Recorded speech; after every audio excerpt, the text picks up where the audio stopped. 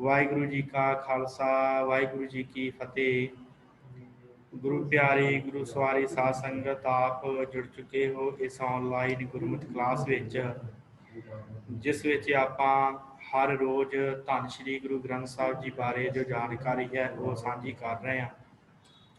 पहला आपां गुरु साहिबाना का फिर जीवन ते बाणी, फिर उस तो बाद भगत साहिबाना का जीवन ते बाणी, भट्ट साहिबाना का जीवन अते बाणी, ਤੇ ਫਿਰ ਨਾਲ ਹੀ ਆਪਾਂ ਗੁਰਸਿੱਖਾਂ ਦਾ ਜੀਵਨ ਅਤੇ ਬਾਣੀ ਦੇ ਬਾਰੇ ਵਿਚਾਰ ਚਰਚਾ ਕੀਤੀ ਹੈ।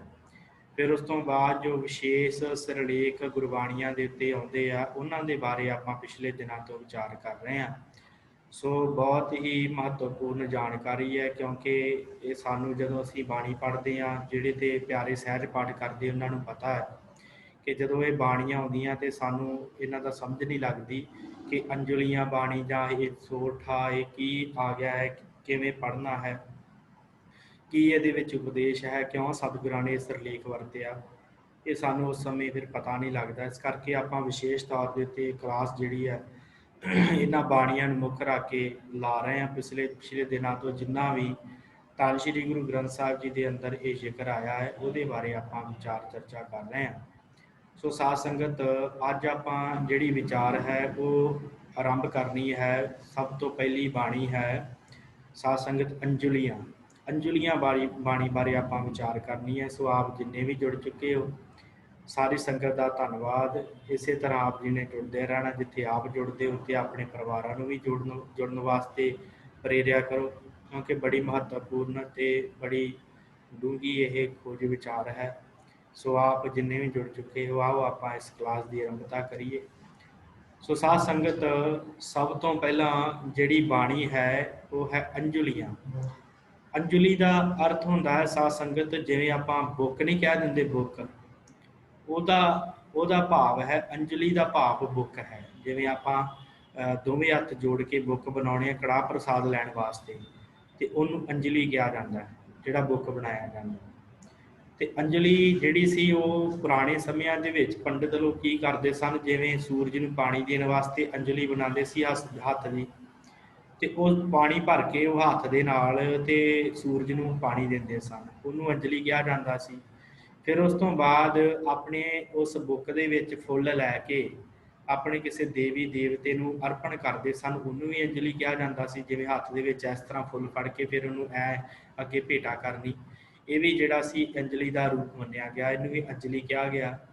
ਫਿਰ ਉਸ ਤੋਂ ਬਾਅਦ ਉਹ ਆਪਣੇ ਪਿੱਤਰਾਂ ਦੇ ਪ੍ਰਤੀ ਜਿਹੜਾ ਕਰਦੇ ਸੀ ਨਾ, ਪਿੱਤਰ ਪੂਜਦੇ ਸਨ। ਜਿਵੇਂ ਪਿੱਤਰਾਂ ਨੂੰ ਪੂਜਿਆ ਜਾਂਦਾ ਸੀ, ਉਦੋਂ ਵੀ ਉਹ ਜੋ ਵੀ ਪੰਡਿਤ ਕਹਿੰਦਾ ਸੀ ਦੋਵੇਂ ਹੱਥ ਕਰਕੇ ਅੱਗੇ ਹੱਥ ਕਰਕੇ ਉਹ ਮੰਤਰ ਪੜ੍ਹੀ ਜਾਂਦਾ ਸੀ, ਹੱਥ ਦੇ ਉੱਤੇ ਪੇੜਾ ਰੱਖ ਦਿੰਦੇ ਸਨ ਜਾਂ ਜੋ ਵੀ ਅਨਾਜ ਰੱਖ ਕੇ ਫਿਰ ਉਹਨੂੰ ਕਹਿੰਦੇ ਸਨ ਭਾਈ ਇਹਨੂੰ ਹੁਣ ਦਾਨ ਦੇ। ਉਹ ਫਿਰ ਉਹ ਜਾਂ ਤੇ ਕਊਆਂ ਨੂੰ ਜਿਹੜੇ ਕਾਂ ਹੁੰਦੇ ਸਨ ਜਾਂ ਉਹਨਾਂ ਨੂੰ ਖਵਾ ਦਿੰਦਾ ਸੀ, ਤੇ ਜਾਂ ਫਿਰ ਉਹ ਵਧੀਆ ਭੋਜਨ ਬਣਾ ਕੇ ਤਿਆਰ ਕਰਕੇ ਅੰਜਲੀ ਦੇ ਦੁਆਰਾ ਜਿੰਨਾ ਕੁ ਪਿੱਤਰਾਂ ਤੱਕ ਪਹੁੰਚਾ ਕੇ ਬਾਕੀ ਪੰਡਿਤ ਨੂੰ ਖਵਾਉਂਦਾ ਸੀ।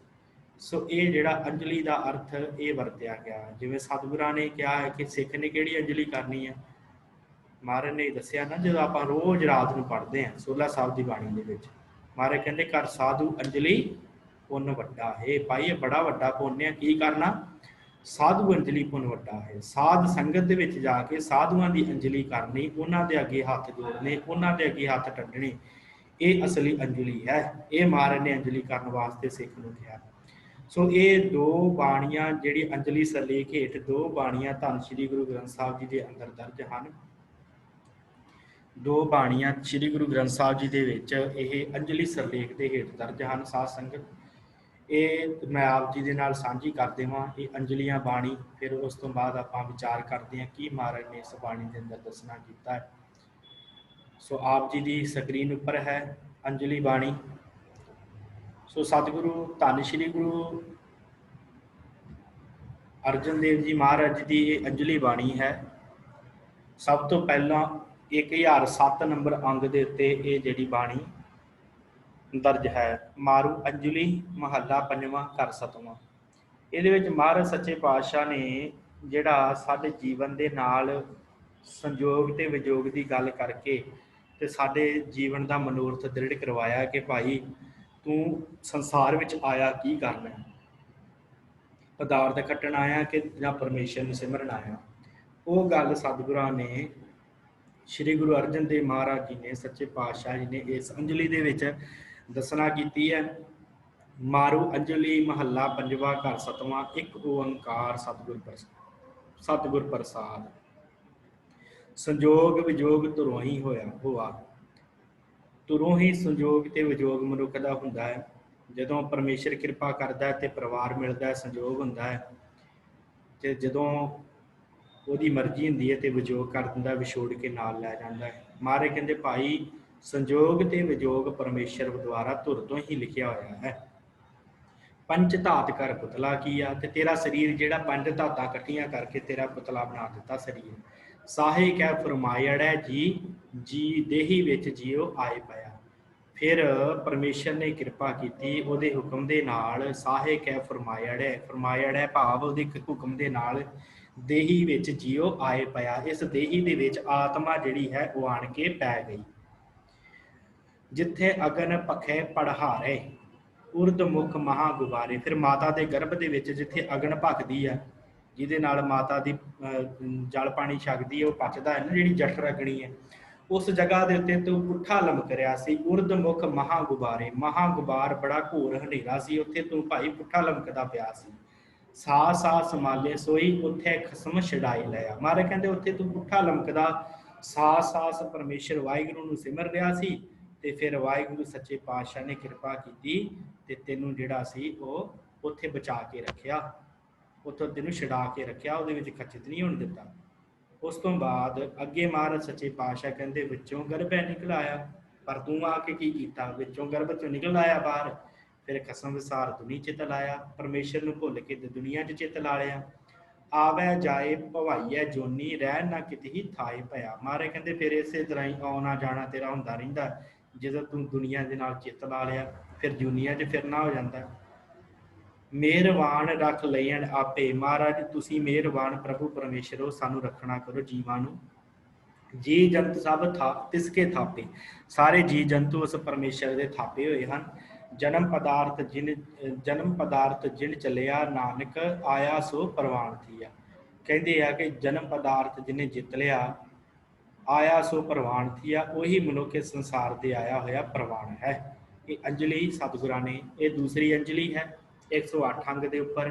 ਵੈਦੋ ਨਾ ਵਾਈ ਭੈਣੋ ਨਾ ਭਾਈ, ਇੱਕੋ ਸਹਾਈ ਰਾਮ। ਇਹ ਪਰਿਵਾਰ ਦੀ ਗੱਲ ਕੀਤੀ ਹੈ ਕਿ ਕੋਈ ਸਹਾਈ ਨਹੀਂ ਹੋਣਾ ਅੰਤ ਵੇਲੇ। ਕੀਤਾ ਜਿਸੋ ਹੋਵੇ ਪਾਪਾਂ ਮਲੋ ਧੋਵੇ, ਸੋ ਸਿਮਰੋ ਪ੍ਰਧਾਨ। ਇਹ ਉਸ ਪਰਮੇਸ਼ਰ ਨੂੰ ਸਿਮਰ ਜਿਹਨੇ ਤੇਰੇ ਪਾਪਾਂ ਦੀ ਮਲ ਧੋਣੀ ਹੈ।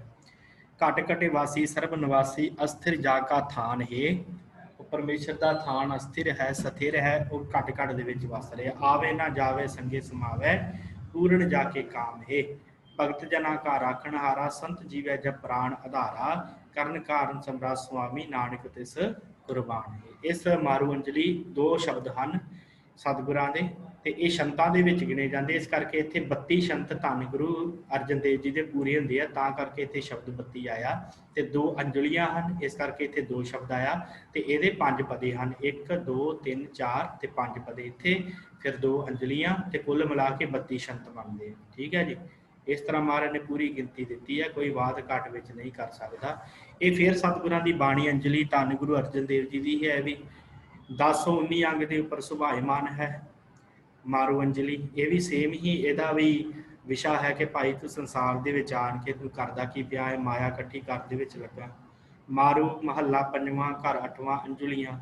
ਇੱਕ ਓੰਕਾਰ ਸਤਿਗੁਰ ਪ੍ਰਸਾਦ, ਜਿਸ ਗ੍ਰਹਿ ਬਹੁਤ ਤਿਸੈ ਗ੍ਰਹਿ ਚਿੰਤਾ, ਤਿਸ ਗ੍ਰਹਿ ਥੋੜੀ ਸੋ ਫਿਰੈ ਪ੍ਰਮੰਤਾ। ਦੋਹ ਵਿਵਸਥਾ ਤੇ ਜੋ ਮੁਕਤਾ ਸੋਈ ਸੁਹੇਲਾ ਭਾਲੀ ਹੈ। ਜਿਹਦੇ ਘਰ ਵਿੱਚ ਜ਼ਿਆਦੀ ਮਾਇਆ ਉਹ ਚਿੰਤਾ ਦੇ ਵਿੱਚ ਗਰਸਿਆ ਹੋਇਆ, ਜਿਹਦੇ ਘਰ ਥੋੜੀ ਹੈ ਉਹ ਲੱਭਦਾ ਫਿਰਦਾ, ਪ੍ਰਮੰਤਾ ਭੱਜਦਾ ਫਿਰਦਾ, ਲੱਭਦਾ ਫਿਰਦਾ।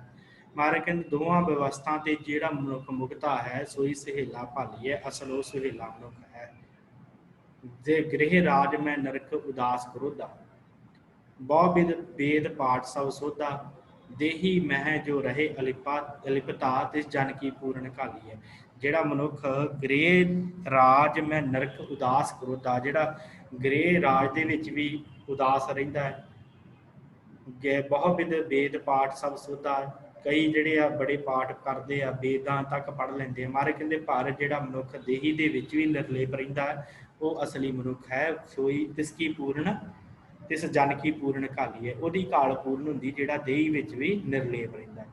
ਸੋ ਸਾਧ ਸੰਗਤ ਇਹੋ ਹੀ ਦੂਸਰੀ ਅੰਜਲੀ ਹੈ ਜੋ ਆਪਾਂ ਹਰ ਵੇਲੇ ਜਦੋਂ ਦਿਹਾਂਤ ਦਾ ਸਮਾਂ ਹੁੰਦਾ ਹੈ, ਕੋਈ ਕਥਾਵਾਰੀ ਜਾਂ ਕੀਰਤਨੀਆ ਸਿੰਘ ਸ਼ਬਦ ਬਹੁਤ ਪੜ੍ਹਦਾ ਹੈ, ਤੁਸੀਂ ਸੁਣਿਆ ਹੋਵੇਗਾ। ਬਿਰਖਾ ਹੇਠ ਸਭ ਜਨਤੇ ਇਕੱਠੇ, ਇੱਕ ਤੱਤੇ ਇੱਕ ਬੋਲਣ ਮਿੱਠੇ, ਅਸਤਾ ਦੂਤ ਭਇਆ ਉੱਠ ਚੱਲੇ, ਜਿਉਂ ਜਿਉਂ ਔਦ ਵਿਹਾਣੀਆਂ। ਜਿਵੇਂ ਜਿਵੇਂ ਮਨੁੱਖ ਦੀ ਉਮਰ ਲੰਘਦੀ ਹੈ ਤਿਵੇਂ ਤਿਵੇਂ ਪਰਮੇਸ਼ਰ ਉਹਨੂੰ ਲੈ ਜਾਂਦਾ। ਇਹ ਸਾਰੇ ਅਸੀਂ ਇਸ ਸੰਸਾਰ ਰੂਪੀ ਬਿਰਖ ਦੇ ਹੇਠਾਂ ਖੜੇ ਹੋਏ ਹਾਂ। ਕੋਈ ਇੱਥੇ ਆਣ ਕੇ ਪਰਮੇਸ਼ਰ ਦੇ ਨਾਮ ਦੇ ਮਿੱਠੇ ਬੋਲ ਬੋਲਦਾ, ਕੋਈ ਇੱਥੇ ਆ ਕੇ ਪਰਮੇਸ਼ਰ ਨੂੰ ਭੁੱਲ ਕੇ ਵਿਕਾਰਾਂ ਰੂਪੀ ਤੱਤੇ ਬੋਲ ਬੋਲ ਕੇ ਚਲਾ ਜਾਂਦਾ। ਫਿਰ ਪਾਪ ਕਰੇ ਦੜ ਸਰ ਪਰ ਮੁੱਠੇ, ਅਜਰਾਇਲ ਫੜੇ ਫੜ ਕੁੱਟੇ। ਤੇ ਜਿਹੜਾ ਜਿਨ੍ਹਾਂ ਪਾਪ ਕੀਤੇ ਹੁੰਦੇ ਆ ਉਹਨਾਂ ਨੂੰ ਫੜ ਫੜ ਕੇ ਫਰੇਸ਼ਤਾ ਜਿਹੜਾ ਹੈ, ਅਜਰਾਇਲ ਫਰੇਸ਼ਤੇ ਦੀ ਗੱਲ ਕੀਤੀ ਹੈ, ਜਮ ਰੂਪੀ ਜਿਹੜੇ ਫਰੇਸ਼ਤੇ ਆ ਉਹ ਫੜ ਕੇ ਉਹਨੂੰ ਕੁੱਟਦੇ ਆ। ਦੋਜਕ ਪਾਏ ਸਿਰਜਣਹਾਰੇ, ਲੇਖਾ ਮੰਗੈ ਬਾਣੀਆਂ। ਫਿਰ ਦੋਜਕ ਵਿੱਚ ਪਾ ਦਿੱਤਾ ਜਾਂਦਾ ਉਹਨਾਂ ਨੂੰ, ਨਰਕ ਦੇ ਵਿੱਚ। ਤੇ ਪਰਮੇਸ਼ਰ ਜਿਹੜਾ ਬਾਣੀਆਂ ਰੂਪ ਹੋ ਕਰਕੇ ਉਹਦਾ ਲੇਖਾ ਕਰਦਾ। ਸੰਗ ਨਾ ਕੋਈ ਭਈਆ ਬੇਬਾ, ਨਾ ਕੋਈ ਭਰਾ, ਨਾ ਕਿਸੇ ਭੈਣ ਨੇ ਨਾਲ ਸੰਗ ਦੇਣਾ, ਸਾਥ ਦੇਣਾ। ਮਾਲ ਜੋਬਨ ਧਨ ਸੋੜ ਵਈ ਅਸਾ, ਮਾਰੇ ਕਹਿੰਦੇ ਧਨ ਜੋਬਨ ਸਾਰਾ ਕੁਝ ਛੱਡ ਜਾਣਾ ਇੱਥੇ। ਕਰਮ ਕਰੀਮ ਨਾ ਜਾਤੋ ਕਰਤਾ, ਤਿਲ ਪੀੜੇ ਜੋ ਕਹਾਣੀਆਂ। ਇੱਥੇ ਖਤਮ ਨਹੀਂ ਹੁੰਦਾ, ਇਸ ਤੋਂ ਅੱਗੇ ਵੀ ਸ਼ਬਦ ਹਨ। ਸੋ ਆਪ ਜੀ ਨੇ ਪੂਰਾ ਪੂਰਾ ਪੜ੍ਹ ਕੇ ਦੇ ਅਰਥ ਸਮਝ ਲੈਣੇ। ਕਰਨ ਕਰੀਮ ਜਾਤੋ ਕਰਤਾ, ਤਿਲ ਪੀੜੇ ਜੋ ਕਹਾਣੀਆਂ। ਤਿਲਾਂ ਦੇ ਵਾਂਗੂ ਉਹਨਾਂ ਨੂੰ ਪੀੜਿਆ ਜਾਂਦਾ ਜਿਹੜੇ ਪਰਮੇਸ਼ਰ ਨੂੰ ਭੁੱਲ ਜਾਂਦੇ ਆ। ਸੋ ਇਹ ਵਿਸ਼ਾ ਵਸਤੂ ਸਤਿਗੁਰਾਂ ਨੇ ਇਸ ਪਾਵਨ ਬਾਣੀ ਜੋ ਬਿਰਹੇ ਬਾਣੀ ਹੈ, ਉਸ ਬਾਣੀ ਦਾ ਇਹ ਧੰਨ ਗੁਰੂ ਅਰਜਨ ਦੇਵ ਜੀ ਨੇ ਜੋ ਬਖਸ਼ਿਸ਼ ਕੀਤੀ ਹੈ, ਇਹ ਸਿਰਲੇਖ ਰੱਖਿਆ। ਉਸ ਤੋਂ ਬਾਅਦ ਸਾਧ ਸੰਗਤ ਅਗਲੀ ਜਿਹੜੀ ਆਪਾਂ ਬਾਣੀ ਦੀ ਗੱਲ ਕਰਨੀ ਆ ਉਹ ਬਿਰਹੜੇ ਬਾਣੀ। ਬਿਰਹੜੇ ਦਾ ਅਰਥ ਹੁੰਦਾ ਹੈ ਬਿਰਹਾ, ਵਿਜੋਗ, ਵਿਛੋੜਾ। ਵਿਛੋੜੇ ਦੀ ਗੱਲ ਮਹਾਰਾਜ ਨੇ ਇਸ ਬਾਣੀ ਦੇ ਅੰਦਰ ਕੀਤੀ ਹੈ ਕਿ ਅਸੀਂ ਪਰਮੇਸ਼ਰ ਨਾਲ ਭਾਈ ਵਿਛੜੇ ਹੋਏ ਹਾਂ ਤੇ ਉਹਦੇ ਨਾਲ ਅਸੀਂ ਪ੍ਰੇਮ ਪਾਉਣਾ। ਇਹਦੇ ਵਿੱਚ ਪਿਆਰੇ ਸ਼ਬਦ ਬੜਾ ਸਤਿਗੁਰਾਂ ਨੇ ਵਰਤੋਂ ਕੀਤੀ ਹੈ ਇਸ ਬਾਣੀ ਦੇ ਵਿੱਚ, ਪਿਆਰੇ ਸ਼ਬਦ ਦੀ, ਕਿ ਇਹ ਪਿਆਰਿਆ ਤੂੰ ਇੱਥੇ ਲਾਹਾ ਲੈਣ ਆਇਆ। ਸਤਿਗੁਰਾਂ ਨੇ ਬੜੇ ਪਿਆਰ ਦੇ ਨਾਲ ਸਮਝਾਇਆ, ਪਿਆਰੇ ਕਹਿ ਕੇ ਸੰਬੋਧਨ ਕੀਤਾ ਜੀਵ ਨੂੰ ਕਿ ਭਾਈ ਜੀਵ ਪਿਆਰਿਆ ਤੂੰ ਕਰਦਾ ਕੀ ਪਿਆ ਆਇਆ, ਤੂੰ ਕਰਨਾ ਕੀ ਸੀ ਇਸ ਸੰਸਾਰ ਦੇ ਉੱਤੇ। ਉਹ ਮਹਾਰਾਜ ਸਤਿਗੁਰਾਂ ਨੇ ਇਸ ਬਾਣੀ ਦੇ ਅੰਦਰ ਸਮਝਾਇਆ ਬਿਰਹੜੇ ਬਾਣੀ ਦੇ ਵਿੱਚ। ਇਹ ਇੱਕ ਹੀ ਜਿਹੜੀ ਹੈ ਬਿਰਹੜੇ ਇੱਕ ਹੀ ਬਾਣੀ ਮਿਲਦੀ ਹੈ ਗੁਰੂ ਅਰਜਨ ਦੇਵ ਮਹਾਰਾਜ ਜੀ ਦੀ, ਜੋ ਮੈਂ ਆਪ ਜੀ ਦੀ ਸਕਰੀਨ ਉੱਤੇ ਸਾਂਝੀ ਕਰ ਦੇਵਾਂ। ਹਾਂਜੀ, ਇਹ ਬਿਰਹੜੇ ਬਾਣੀ ਹੈ ਸਤਿਗੁਰਾਂ ਦੀ। ਧੰਨ ਸ਼੍ਰੀ ਗੁਰੂ ਅਰਜਨ ਦੇਵ ਜੀ ਸੰਤ ਹਨ, ਸੰਤਾਂ ਕੀ ਜੱਤ। ਮਹਾਰਾਜ ਨੇ ਸੰਤਾਂ ਦੀ ਜੱਤ ਸ਼ਬਦ ਲਈ ਵਰਤਿਆ ਕਿਉਂਕਿ ਸੰਤ ਜਾਤੀ ਦਾ ਹੀ ਬਿਰਹੜੇ ਹਨ, ਸੰਤ ਜਾਤੀ ਦੇ ਵਿੱਚ ਹੀ ਆਉਂਦੇ ਆ। ਜਿਵੇਂ ਸੰਤ ਲਿਖੇ ਗਏ ਉਸੇ ਤਰ੍ਹਾਂ ਹੀ ਸੰਤਾਂ ਦੀ ਗਿਣਤੀ 'ਚ ਹੀ ਗਿਣੇ ਜਾਣਗੇ। ਪਿਆਰੇ ਸ਼ਬਦ ਸਤਿਗੁਰਾਂ ਨੇ ਬੜਾ ਇਹਦੇ ਵਿੱਚ ਵਰਤਿਆ ਹੈ। ਜੋ 431 ਅੰਗ ਦੇ ਉੱਪਰ ਇਹ ਸੁਭਾਇਮਾਨ ਹੈ ਬਿਰਹੜੇ। ਮਾਰੇ ਕਹਿੰਦੇ ਆਸਾ ਮਹੱਲਾ ਪੰਜਵਾਂ, ਬਿਰਹੜੇ ਘਰ ਚੌਥਾ, ਸੰਤਾਂ ਕੀ ਜੱਤ, ਇੱਕ ਓੰਕਾਰ ਸਤਿਗੁਰ ਪ੍ਰਸਾਦ। ਪਾਰ ਬ੍ਰਹਮ ਪ੍ਰਭ ਸਿਮਰੀਏ ਪਿਆਰੇ, ਦਰਸ਼ਨ ਕੋ ਬਲ ਜਾਓ। ਪਾਰ ਬ੍ਰਹਮ ਪਰਮੇਸ਼ਰ ਵਾਹਿਗੁਰੂ ਸਿਮਰੋ, ਉਹਦੇ ਦਰਸ਼ਨਾਂ ਤੋਂ ਬਲਹਾਰਨੇ ਜਾ ਮੇਰਿਆ ਪਿਆਰਿਆ। ਜਿਸ ਸਿਮਰਤ ਦੁੱਖ ਬਿਸਰਿਆ ਪਿਆਰੇ, ਸੋ ਕਿਉਂ ਤਜਣਾ ਜਾਏ। ਜਿਹਨੂੰ ਸਿਮਰਨ ਦੇ ਨਾਲ ਸਾਰੇ ਦੁੱਖ ਖਤਮ ਹੋ ਜਾਣ, ਭਾਈ ਪਿਆਰਿਆ ਕਿਉਂ ਉਹਨੂੰ ਤੂੰ ਤਜਦਾ, ਕਿਉਂ ਉਹਨੂੰ ਭੁੱਲਦਾ। ਇਹੋ ਤਨ ਵੇਚੀ ਸੰਤ ਪੈ ਪਿਆਰੇ, ਪ੍ਰੀਤਮ ਦੇ ਮਿਲਾਏ। ਇਹ ਜਿਹੜਾ ਤਨ ਹੈ ਨਾ ਆਪਣਾ, ਇਹ ਸੰਤ ਗੁਰੂ ਨੂੰ ਵੇਚਦੇ ਤਨ ਆਪਣਾ ਪਿਆਰਿਆ, ਪ੍ਰੀਤਮ ਦੇ ਮਿਲਾਏ। ਗੁਰੂ ਤੈਨੂੰ ਪ੍ਰੀਤਮ ਵਾਹਿਗੁਰੂ ਨਾਲ ਮਿਲਾ ਦੇਵੇਗਾ। ਸੁਖ ਸਿੰਗਾਰ ਵਿਖਿਆ ਕੇ ਫੀਕੇ, ਤਜ ਛੋਟੇ ਮੇਰੀ ਮਾਏ। ਮਾਰ ਕਹਿੰਦੇ ਆ ਸੁਖ ਸਿੰਗਾਰ ਵਿਖਿਆ ਕੇ ਫੀਕੇ, ਇਹ ਸਾਰੇ ਫਿੱਕੇ ਹਨ। ਸੁਖ ਸਿੰਗਾਰ ਵਿਖਿਆ ਕੇ ਫੀਕੇ, ਤਜ ਛੋਟੇ ਮੇਰੀ ਮਾਏ। ਮੇਰੀ ਮਾਏ ਸਾਰੇ ਤਿਆਗ ਦਿੱਤੇ ਮੈਂ, ਸੰਸਾਰ ਦੇ ਜਿਹੜੇ ਸੁੱਖਾਂ ਨੇ ਮੈਂ ਜ਼ਹਿਰ ਦੇ ਸਮਾਨ ਜਾਣੇ। ਕਾਮ ਕ੍ਰੋਧ ਲੋਭ ਤਜ ਗਏ ਪਿਆਰੇ, ਸਤਿਗੁਰ ਚਰਨੀ ਪਾਏ। ਜਦੋਂ ਗੁਰੂ ਦੀ ਚਰਨੀ ਪੈ ਜਾਏਗਾ ਪਿਆਰਿਆ, ਫਿਰ ਤੈਨੂੰ ਕਾਮ ਕ੍ਰੋਧ ਲੋਭ ਤਜ ਜਾਣਗੇ, ਛੱਡ ਜਾਣਗੇ ਤੈਨੂੰ। ਜੋ ਜਨ ਰਾਤੇ ਰਾਮ ਸੂ ਪਿਆਰੇ, ਅਣਤ ਨਾ ਕਾਹੂ ਜਾਏ। ਜਿਹੜੇ ਜਨ ਜਿਹੜੇ ਪਿਆਰੇ ਰਾਮ ਵਾਹਿਗੁਰੂ ਪਰਮੇਸ਼ਰ ਨਾਲ ਰਮੇ ਹੋਏ, ਜਿਨ੍ਹਾਂ ਦੇ ਨਾਲ ਇਹਨਾਂ ਚਿੱਤ ਲਾਇਆ, ਅਣਤ ਨਾ ਕਾਹੂ ਜਾਏ। ਉਹ ਮਨੁੱਖ ਜਿਹੜੇ ਆ ਉਹ ਅਣਤ ਨਾ ਕਾਹੂ ਜਾਏ, ਉਹ ਸੰਸਾਰ ਦੇ ਜਿਹੜੇ ਚਲਾਏਮਾਨ ਨਹੀਂ ਹੁੰਦੇ, ਸਦੀਵੀ ਤੌਰ ਤੇ ਟਿਕ ਜਾਂਦੇ ਆ। ਹਰ ਰਸ ਜਿਨੀ ਚਾਖਿਆ ਪਿਆਰੇ, ਤ੍ਰਿਪਤ ਰਹੇ ਅਕਾਏ। ਜਿਨ੍ਹਾਂ ਨੇ ਹਰੀ ਪਰਮੇਸ਼ਰ ਦਾ ਰਸ ਚਾਖਿਆ ਉਹ ਤ੍ਰਿਪਤ ਹੋ ਗਏ ਸੰਸਾਰ ਵੱਲੋਂ। ਅੰਚਲ ਗਏ ਸਾਧਕਾ ਨਾਨਕ, ਭੈ ਸਾਗਰ ਪਾਰ ਪਰਾਏ। ਮਾਰੇ ਕਹਿੰਦੇ ਅੰਚਲ ਗਹਿਆ ਸਾਧਕਾ, ਜਿਨ੍ਹਾਂ ਨੇ ਗੁਰੂ ਦੇ ਚਰਨ, ਗੁਰੂ ਰੂਪੀ ਸਾਧ ਦੇ ਚਰਨ ਫੜ ਲਈ, ਜਿਨ੍ਹਾਂ ਨੇ ਗੁਰੂ ਦਾ ਅੰਚਲ ਫੜ ਲਿਆ, ਗੁਰੂ ਦਾ ਪੱਲਾ ਫੜ ਲਿਆ, ਭੈ ਸਾਗਰ ਪਾਰ ਪਰਾਏ, ਉਹ ਭਵ ਸਾਗਰ ਤੋਂ ਪਾਰ ਹੋ ਗਏ। ਇਸ ਤਰ੍ਹਾਂ ਮਹਾਰਾਜ ਨੇ ਇਸ ਦੱਖਣੀ ਬਾਣੀ ਦੇ ਵਿੱਚ ਬਖਸ਼ਿਸ਼ ਕੀਤੀ ਹੈ ਕਿ ਪਿਆਰਿਆ ਗੁਰੂ ਦਾ ਸੰਗ ਕਰ, ਤੂੰ ਵਿਛੜਿਆ ਹੈ ਤੇ ਉਸ ਵਾਹਿਗੁਰੂ ਨੂੰ ਸਿਮਰ, ਉਹਦਾ ਪ੍ਰੇਮ ਦੇ ਨਾਲ ਜਾਪ ਕਰ, ਉਹਨੂੰ ਯਾਦ ਕਰਨਾ ਕਰ। ਸੋ ਸਾਧ ਸੰਗਤ ਇਹ ਜੋ ਸਤਿਗੁਰਾਂ ਨੇ ਬਿਰਹੜੇ ਬਾਣੀ ਉਚਾਰਨ ਕੀਤੀ। ਉਸ ਤੋਂ ਅਗਲੀ ਬਾਣੀ ਜਿਹੜੀ ਹੈ ਉਹ ਆਪਾਂ ਦੱਖਣੀ ਬਾਣੀ ਦੇ ਬਾਰੇ ਗੱਲ ਕਰਨੀ ਹੈ। ਸਾਧ ਸੰਗਤ ਦੱਖਣੇ ਜੋ ਮੁਲਤਾਨ ਦੀ ਭਾਸ਼ਾ ਹੈ, ਸਤਿਗੁਰੂ ਗੁਰੂ ਨਾਨਕ ਸਾਹਿਬ ਜੀ ਦਾ ਨਨਕਾਣਾ ਸਾਹਿਬ ਦਾ ਜਨਮ ਹੈ ਨਾ, ਉਸ ਤੋਂ ਦੱਖਣ ਵਾਲੇ ਪਾਸੇ ਦੀ ਜਿਹੜੀ ਭਾਸ਼ਾ ਬੋਲੀ ਜਾਂਦੀ ਹੈ ਨਾ ਮੁਲਤਾਨ ਦੇ ਵਿੱਚ, ਉੱਥੋਂ ਦੀ ਭਾਸ਼ਾ ਦੇ ਵਿੱਚ ਗੁਰੂ ਸਾਹਿਬ ਨੇ ਉਪਦੇਸ਼ ਬਖਸ਼ਿਸ਼ ਕੀਤਾ। ਜੋ ਉਪਦੇਸ਼ ਸਤਿਗੁਰਾਂ ਨੇ ਬਖਸ਼ਿਸ਼ ਕੀਤਾ ਵੱਖ-ਵੱਖ ਜਗ੍ਹਾ ਦੇ ਉੱਤੇ ਮਹਾਰਾਜ ਨੇ ਉਪਦੇਸ਼ ਬਖਸ਼ਿਸ਼ ਕੀਤਾ, ਇੱਕ ਜਗ੍ਹਾ ਦੇ ਉੱਤੇ ਨਹੀਂ ਕੀਤਾ। ਜਿਵੇਂ ਜੈਤਸਰੀ ਦੀ ਵਾਰ ਦੇ ਨਾਲ ਜਿਹੜੇ ਸ਼ਲੋਕ ਹਨ ਉਹਨਾਂ ਦੇ ਨਾਲ ਵੀ ਦੱਖਣੇ ਦਰਜ ਹਨ, ਸ਼ਲੋਕ ਦੱਖਣੇ। ਤੇ ਇਹਦੇ ਨਾਲ ਹੀ ਮਹਾਰਾਜ ਜਿਹੜੀ ਮਾਰੂ ਦੀ ਵਾਰ ਜਿਹੜੀ ਰਚੀ ਆ, ਉਸ ਮਾਰੂ ਦੀ ਵਾਰ ਦੇ ਨਾਲ ਵੀ ਦੱਖਣੇ ਦਰਜ ਹਨ ਧੰਨ ਗੁਰੂ ਅਰਜਨ ਦੇਵ ਜੀ ਦੇ। ਇਸੇ ਤਰ੍ਹਾਂ ਹੋਰ ਵੀ ਕਈ ਜਗ੍ਹਾ ਦੇ ਉੱਤੇ ਗੁਰੂ ਰਾਮਦਾਸ ਜੀ ਦੇ ਦੱਖਣੇ ਸਾਨੂੰ ਮਿਲਦੇ ਆ। ਉਹਨਾਂ ਦਾ ਸਰੂਪ ਕੀ ਆ, ਉਹ ਸਰੂਪ ਮੈਂ ਆਪ ਜੀ ਨਾਲ ਸਿਰਫ ਸਾਂਝਾ ਕਰਾਂਗਾ ਕਿ ਦੱਖਣੀ ਬਾਣੀ ਜਿੱਥੇ ਵੀ ਆਵੇ ਤੁਹਾਨੂੰ ਉਹਦਾ ਪਤਾ ਲੱਗ ਜਾਵੇ ਕਿ ਇਹ ਬਾਣੀ ਦੱਖਣਾ ਸਰੂਪ ਹੈ। ਇਸ ਕਰਕੇ ਮੈਂ ਉਹਦਾ ਸਰੂਪ ਤੁਹਾਡੇ ਨਾਲ ਸਾਂਝਾ ਕਰ ਦੇਵਾਂਗਾ। ਇਹ ਬੜਾ ਪ੍ਰਸਿੱਧ ਸਰੂਪ ਹੈ, ਬਹੁਤ ਹੀ ਆਪਾਂ ਵੱਡੇ ਪੱਧਰ ਤੇ ਵਿਚਾਰਦੇ ਹਾਂ, ਪੜ੍ਹਦੇ ਹਾਂ। ਇਹ ਸ਼ਲੋਕ ਆਪ ਜੀ ਦੀ ਸਕਰੀਨ ਉੱਪਰ ਹੈ। ਮਾਰੂ ਦੀ ਵਾਰ ਦਾ ਸ਼ਲੋਕ ਹੈ, ਮਾਰੂ ਵਾਰ ਮਹੱਲਾ ਪੰਜਵਾਂ। ਨਾਲ ਹੀ ਮਹਾਰਾਜ ਨੇ ਲਿਖਿਆ ਦੱਖਣੀ ਮਹੱਲਾ ਪੰਜਵਾਂ, ਕਿ ਉਹ ਭਾਸ਼ਾ ਜਿਹੜੀ ਮੁਲਤਾਨ ਵਾਲੇ ਪਾਸੇ ਬੋਲੀ ਜਾਂਦੀ ਹੈ ਉਹਦੇ ਨਾਲ ਰਿਲੇਟਡ ਮੈਂ ਇਹ ਸ਼ਲੋਕ ਦਰਜ ਕੀਤੇ ਆ। ਮਹੱਲਾ ਪੰਜਵਾਂ ਸਤਿਗੁਰਾਂ ਨੇ ਨਾਲ ਲਿਖਿਆ, ਤੂੰ ਚਾਹ ਸੱਜਣ ਮੈਡਿਆ ਡੇਈ ਸਿਸ ਉਤਾਰ। ਸਭ ਤੋਂ ਵੱਡੀ ਗੱਲ ਇਹ ਹੁੰਦੀ ਹੈ ਇੱਥੇ ਦੱਦੇ ਦੀ ਥਾਂ ਤੇ ਡੱਡਾ ਸ਼ਬਦ ਵਰਤਿਆ ਜਾਂਦਾ ਹੈ। ਡੱਡਾ ਸ਼ਬਦ ਆ ਲਿਖਿਆ ਨਾ, ਡੇਈ ਸਿਸ ਉਤਾਰ। ਤੂੰ ਚਾਹ ਸੱਜਣ ਮੈਡਿਆ, ਤੂੰ ਮੇਰਾ ਸੱਜਣ ਹੈ। ਮੈਡਿਆ ਮੇਰਿਆ ਦੀ ਥਾਂ ਤੇ ਡੱਡਾ ਸ਼ਬਦ ਮੈਡਿਆ ਵਰਤਿਆ। ਮੇਰਿਆ ਸ਼ਬਦ ਬਣਨਾ ਸੀ ਨਾ, ਮੇਰਿਆ ਸੱਜਣਾ, ਹਨਾ। ਤੇ ਇੱਥੇ ਮਹਾਰਾਜ ਨੇ ਮੈਡਿਆ ਸ਼ਬਦ ਵਰਤਿਆ। ਤੂੰ ਚਾਹ ਸੱਜਣ ਮੈਡਿਆ, ਮੈਡਿਆ ਭਾਵ ਮੇਰਿਆ। ਡੇਈ ਸਿਸ ਉਤਾਰ, ਡੇਈ ਇੱਥੇ ਦੇਈ ਸ਼ਬਦ ਆਉਣਾ ਸੀ, ਦੱਦੇ ਦੀ ਥਾਂ ਤੇ ਡੱਡਾ ਵਰਤਿਆ। ਡੇਈ ਸਿਸ ਉਤਾਰ, ਮੈਂ ਆਪਣਾ ਸੀਸ ਉਤਾਰ ਕੇ ਤੈਨੂੰ ਦੇ ਦੇਵਾਂ। ਨੈਣ ਮਹੀਂਜੇ ਤਰਸਦੇ, ਮੇਰੇ ਸ਼ਬਦ ਵਰਤਣਾ ਸੀ, ਮਹੀਂਜੇ ਸ਼ਬਦ ਵਰਤਿਆ। ਇਹ ਮਹੀਂਜੇ ਸ਼ਬਦ ਵੀ ਉਧਰ ਦਾ ਹੈ, ਮੁਲਤਾਨ ਵਾਲੇ ਪਾਸੇ ਦਾ, ਕਿ ਮੇਰੇ ਨੈਣ ਜਿਹੜੇ ਉਹ ਤਰਸਦੇ। ਕਦ ਪੱਸੀ ਦੀਦਾਰ, ਕਦ ਪੱਸੀ, ਪੱਸੀ ਸ਼ਬਦ ਵਰਤਿਆ ਹੈ। ਪਰਸਨਾ ਕਦੋਂ ਹੋਣਗੇ, ਆਪਾਂ ਹੋਣਗੇ ਸ਼ਬਦ ਵਰਤਦੇ ਆ। ਕਦ ਪੱਸੀ ਦੀਦਾਰ, ਕਦੋਂ ਮੈਂ ਦੀਦਾਰਾਂ ਦੀ ਛੋਹ ਲਵਾਂਗਾ। ਕਿਰਪਾ ਕਰ, ਮੈਂ ਤੇਰੇ ਅੱਗੇ ਸੀਸ ਉਤਾਰ ਕੇ ਦੇ ਦੇਣਾ, ਮੈਨੂੰ ਪਰਮੇਸ਼ਰ ਦੇ ਵਾਹਿਗੁਰੂ ਦੇ ਦਰਸ਼ਨ ਕਰਾ ਦੇ। ਸੋ ਇਸ ਤਰ੍ਹਾਂ ਜਿੱਥੇ ਵੀ ਦੱਖਣਾ ਆਏਗਾ, ਜੈਸਰੀ ਰਾਗ ਦੇ ਨਾਲ ਜਿਹੜੇ ਸ਼ਲੋਕ ਹਨ, ਜਦੋਂ ਆਪਾਂ ਮੁੱਖ ਵਾਕ ਲੈਂਦੇ ਹਾਂ ਨਾ, ਜੈਸਰੀ ਰਾਗ ਦਾ ਆਦਿ ਪੂਰਨ, ਮੱਧ ਪੂਰਨ ਤੇ ਪੂਰਨ ਪਰਮੇਸ਼ਰ, ਉੱਥੇ ਵੀ ਕਈ ਜਗ੍ਹਾ ਦੇ ਉੱਤੇ ਦੱਖਣਾ ਸ਼ਬਦ ਦੇ ਸ਼ਲੋਕ ਵਰਤੇ ਆ ਮਹਾਰਾਜ ਨੇ। ਹੋਰ ਸ੍ਰੀ ਰਾਗ ਦੇ ਵਿੱਚ ਵੀ ਕੁਝ ਜਗ੍ਹਾ ਦੇ ਉੱਤੇ ਵਰਤੇ ਨੇ। ਤੇ ਮਾਰੂ ਦੀ ਜਿਹੜੀ ਵਾਰ ਹੈ ਦੱਖਣਾ, ਇਸ ਵਾਰ ਦੇ ਨਾਲ ਵੀ ਮਹਾਰਾਜ ਨੇ ਇਹ ਸ਼ਲੋਕ ਵਰਤੇ ਆ। ਤੇ ਥੋੜਾ ਜਿਹਾ ਔਖਾ ਹੁੰਦਾ ਹੈ ਕਿਉਂਕਿ ਵਿਸ਼ਰਾਮ ਜਿਹੜੇ ਆ ਲਾਉਣੇ ਇਹਨਾਂ ਦੱਖਣਿਆਂ ਦੇ ਵਿੱਚ ਔਖੇ ਹੁੰਦੀ ਹੈ। ਇਸ ਕਰਕੇ ਇਹ ਬਾਣੀ ਥੋੜੀ ਜਿਹੀ ਮਹਿੰਗੀ ਬਾਣੀ ਆਪਾਂ ਕਹਿ ਸਕਦੇ ਹਾਂ। ਇਹਦੀ ਸੰਥਿਆ ਸਾਨੂੰ ਕਰਨੀ ਚਾਹੀਦੀ ਹੈ ਇਸ ਬਾਣੀ ਦੀ। ਸੋ ਸਾਧ ਸੰਗਤ ਅਗਲੀ ਜਿਹੜੀ ਬਾਣੀ ਹੈ ਜਿਹਦੇ ਬਾਰੇ ਆਪਾਂ ਵਿਚਾਰ ਚਰਚਾ ਕਰਨੀ ਹੈ, ਉਹ ਬਾਣੀ ਹੈ ਸਾਧ ਸੰਗਤ ਸੁਲਹੇ।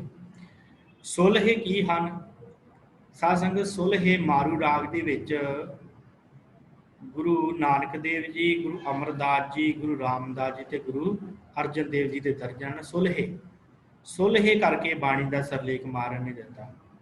ਇਹ ਸੁਲਹੇ ਹੁੰਦੇ 16 ਪਦਿਆਂ ਦਾ ਜਿਹੜਾ ਸ਼ਬਦ ਹੁੰਦਾ ਹੈ ਉਹਨੂੰ ਸੁਲਹੇ ਕਿਹਾ ਜਾਂਦਾ। ਜਿਵੇਂ ਅਸ਼ਟਪਦੀ ਹੁੰਦੀ ਆ, ਇਸੇ ਤਰ੍ਹਾਂ ਮਹਾਰਾਜ ਨੇ ਸੁਲਹੇ ਦਰਜ ਕੀਤੇ ਆ। ਹਾਂ, ਵਧੇਰੇ ਜ਼ਿਆਦਾ ਕਰ ਮਹਾਰਾਜ ਨੇ ਕਈ ਜਗ੍ਹਾ ਦੇ ਉੱਤੇ 24-25 ਬੰਦ ਵੀ ਲਿਖੇ ਆ, ਪਰ ਸਰਲੇਖ ਮਹਾਰਾਜ ਨੇ ਸੁਲਹੇ ਦਿੱਤਾ। ਤੇ ਇਹਦੀ ਸਭ ਤੋਂ ਵੱਡੀ ਪਛਾਣ ਇਹ ਆ ਕਿ ਇਹਨਾਂ ਸੁਲਹਿਆਂ ਦੇ ਨਾਲ ਜਿਹੜੀ ਤੀਸਰੀ ਪੰਕਤੀ ਹੁੰਦੀ ਆ, ਉਸ ਪੰਕਤੀ ਨੂੰ ਲੰਬਾ ਕਰਕੇ ਬੋਲਿਆ ਜਾਂਦਾ। ਹੇ ਸ਼ਬਦ ਉਹਦੇ ਪਿੱਛੇ ਬੋਲਿਆ ਜਾਂਦਾ।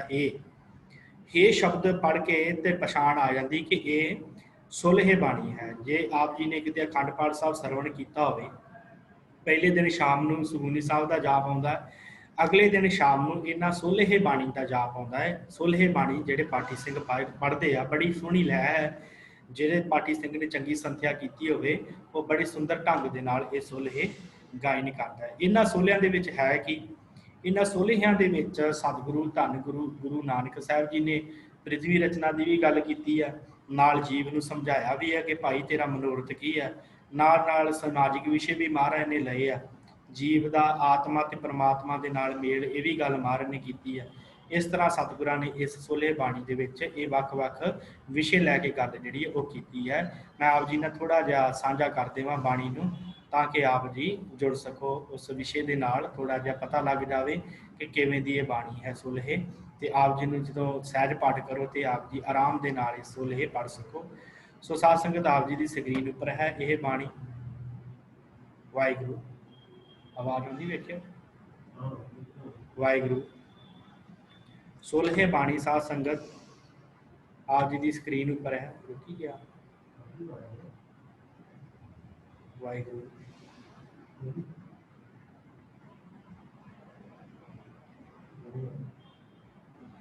ਹੈ ਗੀ ਗੱਲ। ਵਾਹਿਗੁਰੂ ਵਾਹਿਗੁਰੂ